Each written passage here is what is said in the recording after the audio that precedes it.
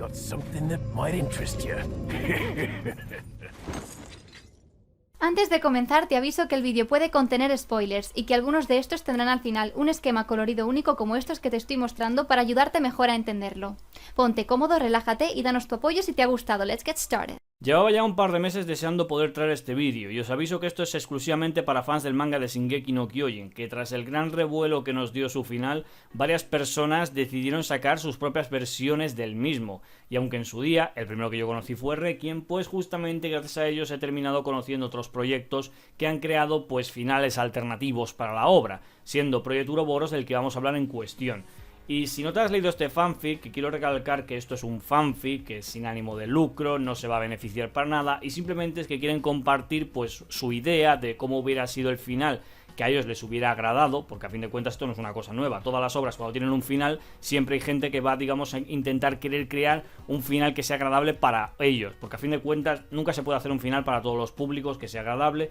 así que aquí tendríamos la versión de ellos mismos. ¿Y por qué recalco estas cosas? Más que nada porque al igual que pasó con Requiem, esta gente, al igual que otros, pues les han llegado, digamos, un hateo bastante grande y han tenido que recalcar el tema de que, oye, que esto es una cosa para fans, que esto es sin ánimo de lucro, y se ha tenido que recalcar varias veces porque parece ser que la gente le sigue mandando como amenazas de muerte a pesar de que digas que es un fanfic, lo cual pues me parece directamente que no tiene sentido que estés criticando algo que en teoría no es canon, ni siquiera lo va a ser. Pero bueno, quitando lo que sería este tema, en la descripción del vídeo he dejado la página oficial de Project Uroboros y su canal de Discord. Aviso que son todos ingleses. Y dices, ¿cómo te lo has hecho para hablar?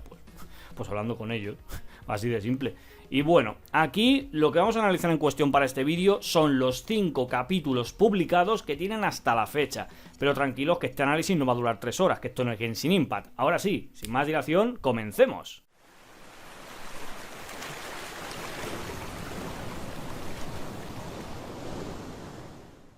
Antes de comenzar con los resúmenes, quería aclarar, gente, que solo me voy a centrar en las partes fan que ellos han dibujado, porque pensad que Project Uroboros es un manga híbrido, lo que quiere decir que tendréis, aparte de contenido original, en lo que vais a ver en su página, como pequeños paneles que ellos han dibujado y que conforme vaya avanzando el fanfic, iremos viendo que cada vez hay más contenido dibujado que el original, porque a fin de cuentas la gracia es hacer un desarrollo similar, pero con cambios hasta llegar a su final fan. Por eso aquí no vamos a hablar directamente de los 5 capítulos de manga enteros e íntegros, sino que vamos a tocar directamente los paneles dibujados. Y si hay alguna conversación o algo que no esté mencionando demasiado, es porque lo mencionaré en el segundo apartado de detalles importantes. Vale, con todo esto, gente, empecemos. El 126 es casi enteramente igual al original, teniendo 2 cambios directos en el manga. El primero sería el desarrollo que se tuvo en Ragako casi en su final, y es que tenemos 2 paneles extra donde Falco se nos muestra que tiene un sueño que serviría para hacernos referencia al titán alado en el futuro. Luego continúa la trama hasta que Armin y Gaby pues llegan para detener a Connie, y la diferencia es que Connie expresa todo su sufrimiento de que le arrebataron su hogar, su familia y a Sasha, siendo su madre lo único que le queda. Y claro, Falco podría devolverle la humanidad a su madre, con lo que no puede confiar en nadie, ni siquiera en Armin, y nada de lo que le diga va a hacerle cambiar de parecer. Pero a pesar de estas palabras, Armin le responde que tiene la razón y que ha sido un inútil porque no ha podido hacer nada. No ha podido evitar todas las acciones de los jägeristas, ni la guerra contra Marley inminente, ni tampoco los sucesos de Liberio, ni siquiera quieren provocarse el retumbar, haciendo un resumen de todas las cosas anteriores y actuales que no ha podido lograr, despreciándose a sí mismo y reconociendo que Erwin es quien debería haber sido salvado y heredar el titán colosal. Todo esto lo va soltando el personaje mientras dice que su vida no tiene valor y que si alguien debería sacrificarse debería ser él y no Falco. Todo mientras se acerca hacia el titán lleno de lágrimas, a lo cual Connie suelta a Falco y abraza a Armin, empatizando mucho al darse cuenta de todo lo que ha estado sufriendo el personaje, porque ha tenido una carga mucho más grande de lo que él podía soportar, teniendo aquí un desenlace redentorio para Connie, que quiere ser un mejor soldado, y Armin, que consigue estar mucho más motivado, sabiendo que a pesar de cómo son las cosas de imposibles, va a intentar detener el retumbar, y que para ello va a forjar una alianza con los guerreros, teniendo que cuando se retiran de Ragako a todos, porque Gaby les ofrece incluso a Reiner como aliado, pues la madre de Connie se despide de su hijo antes de marcharse. La segunda escena ya sería para mí el momento tarta, donde Connie de primeras no se ríe nada más ver a Annie, sino que hace una pose edgy pensando si debería reírse o vomitar por la reacción. Hay un momento un poco incómodo porque Armin y Annie no se dicen nada, hasta que al final Annie le pregunta pues por qué no habla cuando antes no paraba de hablar cuando estaban en el cristal, siendo que para Armin también es un poco incómodo, pero reconduce la conversación bastante bien cuando suelta el tema de la alianza. Y de hecho Annie pues lo ve bastante fantasía porque hay demasiadas cosas que no se pueden evitar, como el tema que ya estaba comentando antes de si la guerra, que cómo vas a tener los sucesos de la isla posteriores, entre otras cosas. Pero al final con esto pues Armin mantiene ese argumento de que la Legión se ha enfrentado siempre a lo imposible y que van a luchar por ello, tanto por detener el retumbar como por las consecuencias por hacerlo, e incluso Connie le apoya. Al final con esto pues Annie digamos que acepta unirse a la alianza, pero deja caer que quizás podría irse más adelante, porque a ella lo único que le interesa es salvar a su padre. El 135 transcurre de la misma forma hasta que la alianza se topa con una versión del titán de Eren creada por el Warhammer y llevando las espadas de la Legión a escala su titán. Y claro, aquí la alianza se sorprende, normal, porque todo lo que ha pasado antes en la serie debía ser súper común y esto no lo es. Y Levi, al ver a la mirada de Eren, se da cuenta de que hay una diferencia con la de los titanes antiguos, que estas están como más vacías y la de Eren sí que tiene, digamos, los ojos así como dibujados, ¿vale? En sentido de que realmente él está ahí dentro. A lo que Mikasa se acerca e intenta hablar con él, pero no funciona porque este le va a pegar un espadazo y esta lo tiene que esquivar. Luego exponen un poco los pensamientos de Eren y se ve que no quería tener que llegar a estos puntos, pero de que no van a lograr nada si no intentan desechar otras cosas. Y aquí sería la referencia a la mítica frase de sin sacrificio no hay victoria. Continuando con que Reiner decide, me voy a enfrentar a Eren intenta vencerlo y salvar a la humanidad. Así con dos cojones, Reiner. Si cada vez que te enfrentas a Eren está más roto en el enfrentamiento anterior. Me hace gracia que tú hayas entrenado antes que él y él todo el rato te va pisando cada vez más. Pero nada, quitamos la parte de Reiner contra Eren y continuamos con la escena de cuando Pieck va a la cabeza del hipertitán, donde tenemos que Jan gasta las 57.000 lanzas relámpago que se han traído para enfrentarse a los titanes antiguos y que ésta llegue. Pero resulta que cuando ya se ha acercado y ha puesto las bombas alrededor del cuello, dice que como ella no es amiga de Eren, es la única que puede acabar con él. Y que de paso va a vengar las muertes de Udo y Sofía, porque de estos personajes, a pesar que no se acuerde casi nadie, son en verdad importantes para el lore, que son los amigos de Gabi y Falco, y que sirven como cadetes, ojo. Y aquí, pues tenemos que aparecer Lara, de la nada se ha invocado como un jefe del Elden Ring, ha empalado a Piku por detrás, esta sale de su titán, se transforma y básicamente lo mismo con Lara que en la serie original. Nada, porque se la carga. O sea, el personaje de Lara está completamente desperdiciado. Y aquí me encanta porque se enlazaron dos escenas. En lugar de poner la escena de Pieck que sale después del segundo viaje, aquí te enlazaron las dos juntas. También se hace una pequeña modificación en la que tenemos que Jan no está ignorando a Pieck, porque ella simplemente pues le dice, oye, tira para adelante, y no, y le ha dejado un visto. Aquí no, aquí directamente tenemos que Jan pues responde a Pieck. O sea, el Jan Piku aquí por lo menos está un poquito más trabajado, porque va a ayudar a Eren a enfrentarse a los mandíbulas. Porque claro, a Eren le tiene cojones a enfrentarse, pero a los mandíbulas no puede. Más adelante, cuando Bertolt ya es creado, pues este no agarra a Reiner, simplemente golpea. Y cuando vemos al enfrentamiento Reiner contra Eren, pues este con las espadas se lo clava, le hace una columna de espiral que lo levanta igual que Lara. Pero al final fracasa porque a pesar de que Eren intenta devorar a Reiner, pues resulta que Jan lo salva a tiempo. Ya en el clímax del capítulo, el último cambio es que cuando un titán bestia reptil, este que ya conocemos mítico, ataca a Levi, en lugar de morderle la pierna, termina arrancándosela. Hasta que luego llega Annie con Falco, porque había puesto el GPS, y termina el capítulo. En el 136, la mayoría de las cosas son iguales, solamente que ya tenemos bastante contenido fan. Empezamos con que Annie está aclarando que el barco se dio media vuelta cuando Falco se transformó, porque era muy difícil llevarlo hasta la costa. Además de que los diálogos de Annie preguntando por Armin no son tan evidentes. Aquí se acuerda que existe su compañera, en plan, que tienes a Pieck, ¿vale? Que es tu compañera, tu guerrera, no es historia, aquí Sayama se la quitó de encima. También tenemos que Connie está expresando que no puede ayudar mucho porque el ataque este que hizo Bertolt con el manotazo lo dejó bastante herido. ¿Recordáis que se quedó inconsciente? Pues tiene las costillas rotas, quizás la pelvis, por palabras suyas, y que está conteniendo todo su dolor y que no cree que pueda seguir combatiendo en este estado contra los titanes ni contra Eren. Ya cuando nos han quitado, digamos, pues exactamente igual el momento de que los refugiados se encuentran con la gente y dice, hostia, que son eldianos, vamos a seguir peleándonos aunque el fin del mundo esté viniendo para acá, vamos, algo que puede ser completamente quitado del capítulo y sigue para adelante. Y ya tenemos que Falco se lanza en picado y aquí, a diferencia del canon, no esquiva todos los proyectiles, ¿vale? Este tío no está tan roto. se come unos cuantos disparos de proyectiles de los Warhammer, porque a fin de cuentas no pueden ser los Stormtroopers de que tengan una puntería en el culo para fallar tantos, porque a fin de cuentas es una puta onda nada de flechas. Y claro, tenemos hasta que Reiner y Annie pierden un brazo con uno de los proyectiles, porque claro, si tú vas hacia adelante y el proyectil va hacia ti, pues obviamente va a ser más rápido que te encuentres contra él. De hecho, mi casa se libra por poco y tenemos el punto de que, hostia, han perdido los brazos, pero mira, no se tienen ya que lesionar para transformarse, cosa bastante buena. Reiner, que esta vez llega otra vez a la parte frontal del Hiper Titán y aparece Eren pues con dos titanes, uno que es justamente el titán de su padre y otro que es un titán con una apariencia femenina. Como Reiner sabe el funcionamiento del Warhammer, al verle, digamos, las conexiones que tiene con los pies, creando esas garras de blindaje, rompe las conexiones de los pies y el titán de Eren aparentemente se va a caer, pero una conexión sale de las púas y lo vuelve a conectar, lo cual hace ver que la táctica de Reiner pues es un poco inteligente, pero realmente no le va a servir de mucho, porque al menos el entorno está a favor de Eren. Ya tenemos que Pieck sale de su titán para esquivar a un mandíbula, pero otro casi la alcanza y Jan logra salvarla antes de morir. De hecho, durante la escena, pues Jan se sonroja porque la tiene completamente abrazada, que le faltó poco para meterle mano, y halaga su gran cabello negro, que solo le faltó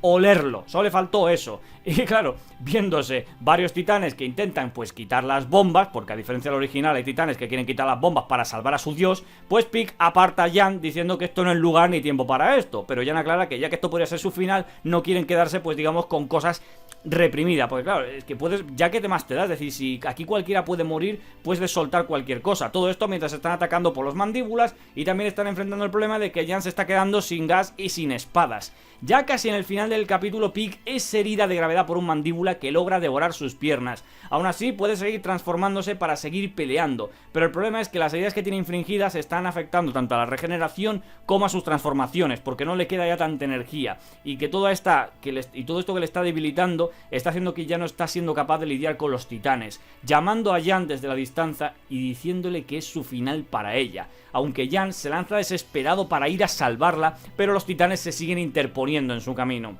Ella al final da unas últimas palabras de forma agradable hacia el cabello de Jan y apareciendo Pieck en los caminos frente a Eren Jaeger, ya que en la realidad ha sido devorada por los titanes y Jan se lamenta y sufre por su muerte, además de la impotencia de no haber podido salvarla. El capítulo 137 de Uroboros parece que ha sido escrito por Miyazaki, porque te meten todo el lore aquí y vamos a hablar, gente, del origen de los titanes, su historia con los erdianos y la conclusión de la batalla en el Hipertitán, así que, como digo el destripador, vamos por partes. Bien, empezando porque Uroboros nos cuenta un origen de los titanes diferente desde el canon, más que nada porque en el canon no te dicen dónde sale la Halucigenia y aquí por lo menos sí que le dan un poco más de origen y lore pues a lo que sería esta criatura, y es que proviene de uno de los planetas cercanos al suyo, que es Saturno, ¿vale? Que tiene que hace una referencia pues al titán de Cronos, ahí lo tendríais, que justamente se utilizó como referencia al principio de la serie para representar lo de los devora a los humanos. Saturno, para los que no lo sepan, tiene una luna con el nombre Titán que tenía estos organismos brillantes extraños, siendo una especie parasitaria que se nutría de otras criaturas para sobrevivir. Luego sucedió algo inesperado y es que la luna Titán fue destruida por un cometa, aniquilando las formas de vida que residían en ella. Pero uno de los fragmentos que quedó con una de estas criaturas vagaba por el espacio y terminó cayendo en la Tierra, más concretamente en la isla Paradise. Lo que quedó de este fragmento sería conocido como las piedras de explosión gélida o de la combustión de hielo, que utilizan los equipos de maniobras y se explica el porqué de su naturaleza endémica, es decir, que todos estos minerales solamente están en la isla porque provienen del espacio. La Halucigenia, que estaba acostumbrada a sobrevivir con mínimas cantidades de sustento y luz solar, al llegar a un mundo donde tenía en exceso lo que antes tenía en decadencia, le permitió adquirir una evolución drástica, que afectaba sobre todo cuando otorgaba su excesiva vitalidad a otros seres vivos, como por ejemplo los árboles, y que incluso podía ir más allá del tiempo y el espacio. Esto hay que tener en cuenta que Uroboros lo tuvo que meter aquí porque es muy difícil creerte que este bicho pueda tener poderes espaciotemporales, pero es que esto no es culpa de Uroboros, esto es culpa de Isayama. Entrando en contacto con Ymir Fritz, al igual que en el canon, le acabó dando el poder de los titanes, al combinarse con ella, porque pensad que el poder de los titanes nace al combinar Ymir Fritz con este ser, mientras que los restos de la energía del árbol permitieron en el futuro afectar a la flora cercana, naciendo el bosque de árboles gigantes. Sí que está explicando que los descendientes de Ymir poseen huevos del parásito en sus espinas dorsales, y que al entrar en contacto con el suero titán, que en realidad es fluido espinal de los propios titanes, permite que se active la secuencia genética y se provoca la transformación del individuo en un titán puro.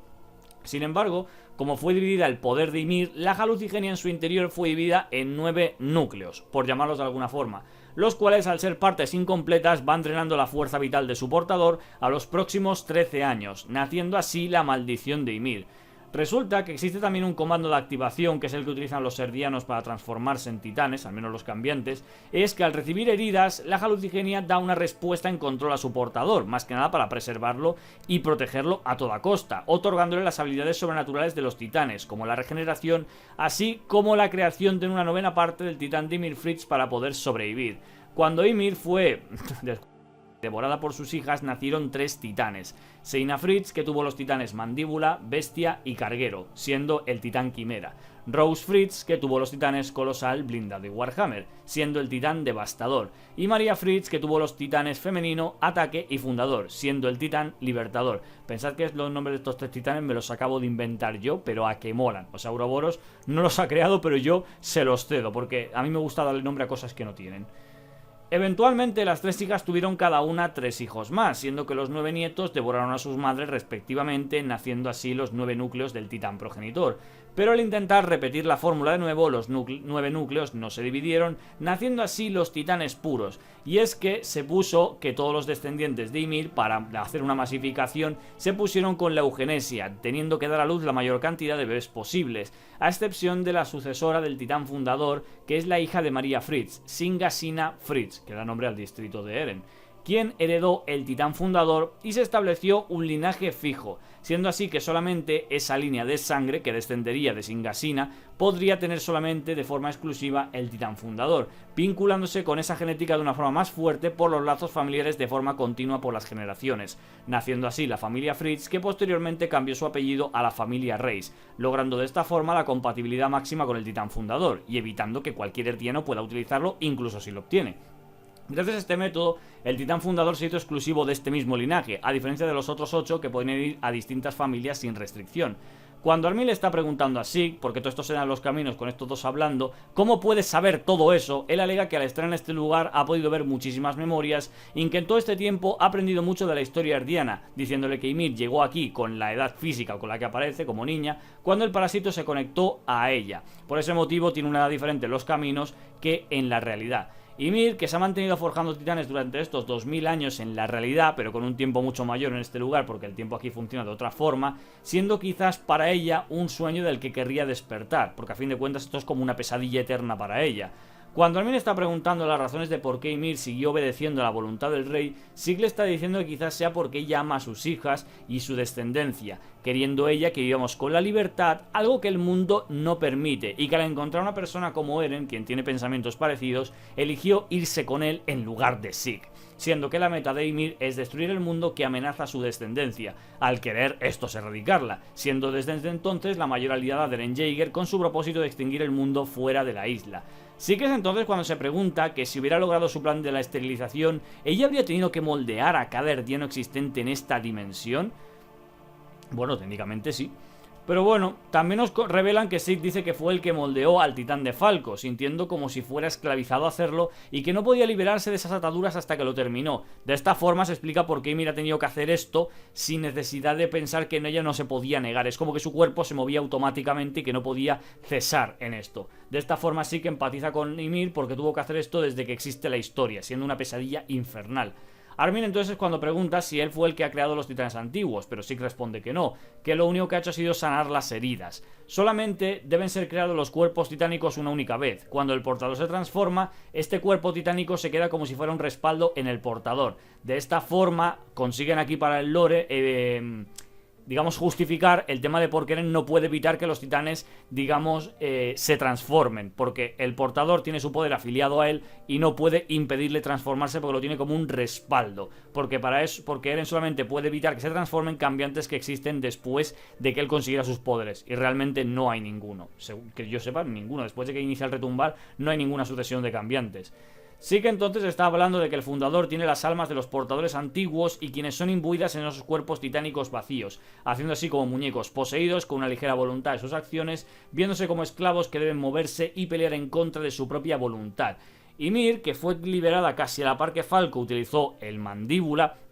siendo que Zeke moldeó su titán habiendo sido hecho por sus manos como un portador de la sangre real y aparte como un portador de titán bestia, provocando la conexión del fluido espinal de Falco que se despertara, dando lugar a la mutación de titán mandíbula con rasgos del titán bestia, el cual intentó conectarse con Sina Freaks accediendo a las memorias de ella, siendo esta la razón por la que intentó devorar a Pig, ya que esos 3 poderes son los originales del titán quimera. Armin dice que esto debió ser lo que sucedió en Stockheads cuando Eren intentó devorar a Annie, ya que María poseía el fundador, el ataque y el femenino, lo que da lugar a que si 3 poderes están cerca, es probable que un portador que tenga 2 intente asimilar al tercero, en función de que la voluntad está como despertando. Zeke también está diciéndole que el hipertitán a él lo devoró, pero que mantiene su cuerpo sellado para tener acceso al fundador y su mente fue enviada a este lugar. Armin dice que quiere salir de aquí, pero Zeke no tiene la motivación suficiente para seguir luchando, porque ve que el retumbar va a poner fin a esta historia maldita. Incluso le dice a Armin de que si no considera que Eren es invencible ahora, pero Armin se niega a rendirse.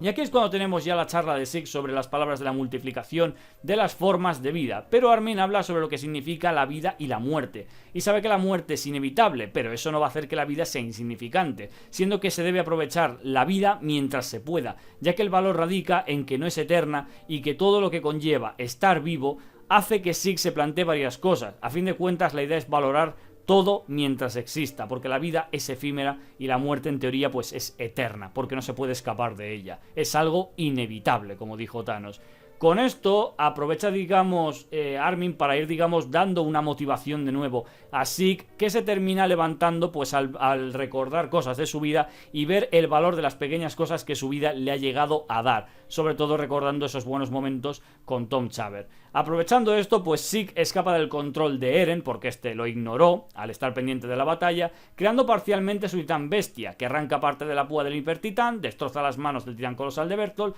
y acaba con el Okapi liberando a Armin. Y es ahora cuando nos llega el clímax. Connie y Levi se ayudan mutuamente, porque pensad que los dos están heridos, para decapitar a Zeke y de esta forma quitar el retumbar y de paso el control a Eren. Pero este resulta que dispara una flecha cuando el titán este que se estaba enfrentando a Reiner para intentar evitar que maten a Zeke, pero por desgracia fracasa y en su lugar acaba con Levi, que se reúne luego con sus compañeros. Jan, por otro lado, estalla las bombas decapitando al hipertitán, pero sale la Halucigenia, aunque Reiner hecho mierda consigue tirarse y detenerla por el momento. Falco se prepara y recoge a todos a excepción de Levi y Pig, que dieron sus vidas por la alianza y por su victoria. Y de hecho tengo que decir que el encuentro de Levi con sus compañeros y cuando se puso a llorar al verlos, tío, o sea, es como una cosa que este personaje necesitaba, un poco de esa paz y tranquilidad. Ya con todas las pérdidas y lamentándose pues por los que no han podido salvarse después de esta batalla, además de que Reiner está intentando tener a la Halucigenia, y tenemos ya que para finalizar ya el capítulo, Armin con el anillo que le dio Annie mucho antes de que se despidieran, se hiere transformándose y revienta al hipertitán con una explosión masiva, dándole adiós a Eren y a sus planes con una mirada mucho más decisiva. Nos ponemos con el 138 Requiem, que no sé si el título es una referencia al otro fanfic, quizás, me molaría que Uroboros me respondiera esto en comentarios. Pero empezando este capítulo, ojo que este tiene bastante tralla, ¿vale? Bueno, no tanto como el anterior, pero me ha dado bastante para tener muchísimas ganas de ver cómo seguirá el 139. Tenemos que Ymir Fritz, como alma, se posa encima de la Halucigenia y con rabia en su mirada se combina con ella, creando una versión más pequeña de su titán progenitor. También que vemos los pensamientos de Eren de que no haber sido por el blindaje, la explosión de Armin le habría matado, y que ha perdido su conexión con el titán fundador al haber acabado con Zeke Jaeger. Aunque aún conserva un poco de energía que utilizó para crear este titán fundador, que es la versión estabilizada del hipertitán, y que hace referencia a que tanto él como Ymir Fritz tienen titanes en versiones más reducidas por no tener la misma energía que tenían en el pasado. El propio Eren no quiere arriesgarse a que la maten porque no sabe las consecuencias que podrían suponerle y que necesita reiniciar el retumbar lo antes posible. En un panel se nos muestra también la cabeza real de Eren, que es situada en el interior de la boca, siendo vista a través de una hendidura lateral en la misma. Mientras que el propio Eren sabe que no debería tener más complicaciones ante un grupo de soldados agotados, que sería la alianza, y contando que ya han perdido a Levi, la cosa está bastante jodida para ellos. Ya en el fuerte, Falco dice que ese titán es de Ymir Fritz, ya que lo vio en la memoria de su hija, solo que es más pequeño de cómo lució, lo que supone Jan que al estar separados son más débiles ahora. Aunque la idea inicia principalmente con matar a Ymir, no pueden permitir tampoco dejar con vida a Eren, ya que si no terminan con los dos ahora, esta pesadilla nunca terminará. También tenemos unos planos de los abuelos Jaeger que están hablando de cómo sus hijos y nietos han sido parte de múltiples desgracias tanto propias como ajenas a otros y a la propia humanidad. Y en verdad es bastante cierto. Sig, que fue despreciado por sus padres y se convirtió en un guerrero, Faye, que murió solo porque Grisa salió al exterior, Grisa, que formó parte de los restauradores y luego tuvo un hijo con otra mujer, Eren, que se ha convertido en el demonio genocida, y no vamos a contar a Shiki porque solamente es hermanos live action, y a Mikasa pues no la mencionan porque tendría sentido que ella es una Jaeger adoptiva, no es en plan de sangre. Ya tenemos ya uno de los momentos más esperados, que es cuando Annie logra abrazarse con su padre, el mismo que le preguntó a un Japón si conocía a su hija, porque debe ser que Annie es mundialmente famosa para que un random cualquiera sepa quién es. Y esto no es una cosa de Project Uroboros, ¿vale? Esto es una cosa del canon. Y es que claro, seguramente es que no hay más gente con el nombre de Annie en el mundo. Debe ser como Joel de Last of Us, que solo existe uno en el universo. Ya con toda esta escena tierna, Annie sabe que debe retirarse porque tiene una misión que cumplir, transformándose en su titán para enfrentarse a Ymir Fritz, la cual pues crea un gas para transformar a los eldianos en titanes desde su cuerpo, emulando básicamente lo que hace la Halucigenia en el canon. Mikasa aquí, que toma el papel de Levi, pues da las palabras de que deben irse. Y claro, como Pieck tampoco está, pues se va ella sola con Falco, lo cual pues es bastante duro porque es ella la que se tiene que ir sola y abandonar a los demás. Y también tenemos un panel en el que Ymir Fritz grita, enfocándonos este panel para que sepa que no ese fue el grito de Falco el que los transformó, que luego vienen las confusiones, porque está visto que el plan de un ser orgánico brillante de miles de años es depender de un niño mutante que gritará justo después de que eches tú un gas. En fin, al final todos son convertidos en titanes y Eren se disculpa con sus amigos al verlos titanizados, cosa que esto en el canon no hacía falta porque sabía que los iba a destitanizar poco después. Reiner y Annie intentan lidiar con los titanes y con Ymir Fritz para que esta no llegue hasta Eren, que ya se ha puesto en marcha, pero va con la calma por ahora. Supongo que como se acaba de transformar no lo tiene tan controlado y su titán es muy grande para ponerse a correr. Ya en los caminos tenemos que Eren y Armin se enfrentan estando decididos a seguir. Claro, ellos no querían llegar realmente a este punto, pero como están las cosas ninguno va a retroceder, ya que Eren declara que es libre y que Armin dice que lo va a matar. Así que los dos van a estar dispuestos a enfrentarse hasta el final por sus objetivos. Y Armin pues se luce bastante con el colosal, teniendo 4 años de práctica, porque Eren, que lo maneja a la primera, tiene más ventaja contra él. Impresionante. Mikasa, que consigue llegar hasta Eren con ayuda de Falco, pero al descender e intentar atacar de su nuca, pues cortando parte de la melena, pues resulta que no consigue darle, y Eren, al darse cuenta de la presencia de Mikasa, crea una púa de blindaje que ella esquiva, retirándose hacia Armin, pero Eren crea con el Warhammer un martillo punzante y daña gravemente a Armin, comentando que al haber similado a Pieck, pues tiene el titán carguero, lo que le da una energía excesiva, creando una ola de púas que destrozan al colosal de Armin y hieren a Mikasa. Y claro, tendríamos que pensar que aquí Eren en teoría tiene el titán de ataque, el titán fundador, el titán Warhammer, el titán carguero y si contamos el bestia porque se lo terminó asimilando, así que tendríamos al primer personaje con 5 poderes. Gracias, Uroboros. Con todo esto, pues Eren está creando una escalera de endurecimiento para llegar hasta Armin y proceder a devorarle, siendo que en el momento que abre la boca se revela su cabeza humana, que es su punto débil y que estaba en el interior de la boca, algo que Mikasa logra ver, y se produce una conexión en los caminos donde Armin se encuentra con Eren de niño. Y esto se supone que es una cosa que pasó cuando estaba en el barco antes de la charla con Annie.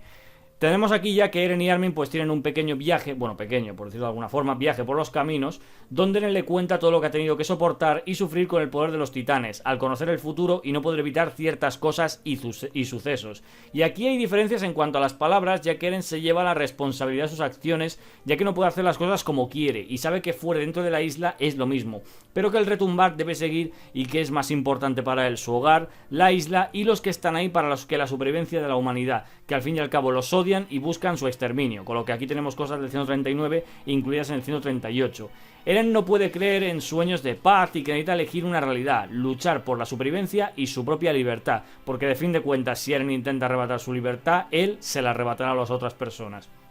Claro, Armin le dice a Eren que podría haber utilizado el retumbar como un arma disuasoria a nivel parcial para evitar conflictos y ataques futuros a la isla, ya que nadie podría vivir en la época post-retumbar porque los daños al planeta serían demasiado catastróficos, diciéndole a Eren que incluso eso no garantiza siquiera que la isla pueda sobrevivir tras los cambios producidos en el planeta. Pero aún así Eren no vio otra opción, cosa que aquí le doy la razón a Armin, porque las consecuencias del retumbar harán el planeta bastante inhabitable, y tampoco hay una garantía, que esto es otra cosa que recalca Eren, de que las fuerzas militares supervivientes y restantes no los vayan a atacar, porque vivirían con miedo e intentarían acabar con todo a la mínima oportunidad que tuvieran. Eren le va mostrando a Armin por los caminos los lugares que vieron en su libro, mientras hay paneles en los que tenemos una evolución física de sus cuerpos, mostrándonos las etapas de vida desde niños hasta los 20 años.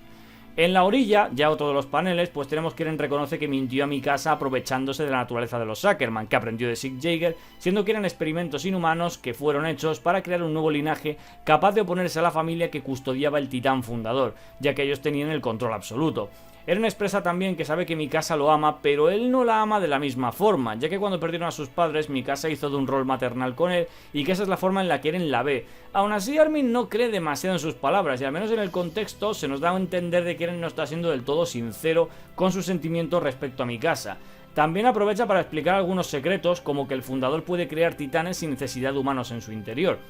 así como el modificar los cuerpos de los Eldianos para hacerlos resistentes, y así ellos lograron soportar los equipos de maniobras. Lo de los titanes hace referencia un poco a que el retumbar, los colosales, son en sí como los titanes antiguos. Titanes que tienen en teoría almas de otros Eldianos, de toda la historia que ha cogido con el fundador para crearlos. Y el último secreto de Karl Fritz, que dejó una cuarta muralla alrededor de la isla Paradise bajo el agua, donde estaban todos los colosales restantes que servirían para terminar de ejecutar el retumbar. Eren está expresando que no quiere tampoco que los sacrificios de los jägeristas que se unieron a su causa sea en vano, mencionando varios importantes como Flock y Luis. También Armin espera que con esto las futuras generaciones aprendan de sus errores, pero Eren le dice que los humanos al fin y al cabo no dejarán de pelear, que esa es su naturaleza, pero que sí podrían enterrar esta etapa y era de odio, despidiéndose Eren de Armin y eliminando estas memorias para su futuro enfrentamiento. La conversación ya se ha acercado ya a su fin, pero él le dice a Armin por última vez que aún no es tarde y que podrían vivir en el nuevo mundo que va a crear él, lo que es la isla, porque el resto quedará destruido. Pero Armin dice que no se va a rendir y no perderá ante él, dándose un abrazo de amistad, y Eren llora mientras dice que él es su mejor amigo y que siempre lo será. Lo último que pregunta Armin a Eren es si finalmente es libre, pero Eren es incapaz de responder. Finalizamos el capítulo con Mikasa, que teniendo lágrimas en sus ojos ve la cabeza humana de Eren en el interior de la cabeza del hipertitán de Eren, estando también Armin allí, que es partido en dos por las mandíbulas del titán de Eren, mientras que con una sonrisa despidiéndose, y Eren con las lágrimas cayendo de sus ojos le dice a su mejor amigo que quizás algún día puedan verse de nuevo en un mundo sin murallas. Y esto para mí lo considero una referencia al Alternative Universe. Y hasta aquí todos los episodios de Project Uroboros hasta la fecha.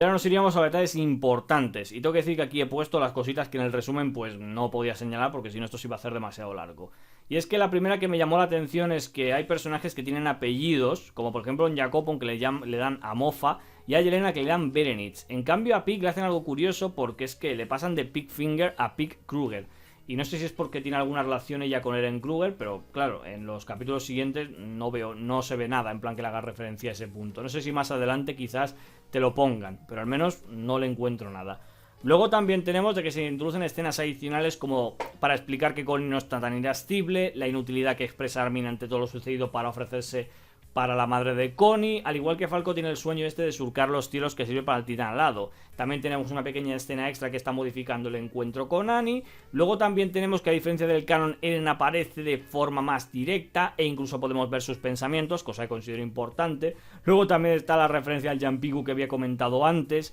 Y luego también que aquí en el fanfic le quitan un poco más de participación a Gaby y Falco, ya que cosas del titán alado parece ser que son como más propio mérito de él que de ella, porque lo justifican por las memorias que vio. Y en cuanto a Gaby, pues que no efectúa ningún disparo, y bueno, y que solamente está teorizando sobre cómo detener el retumbar y a Eren Jaeger.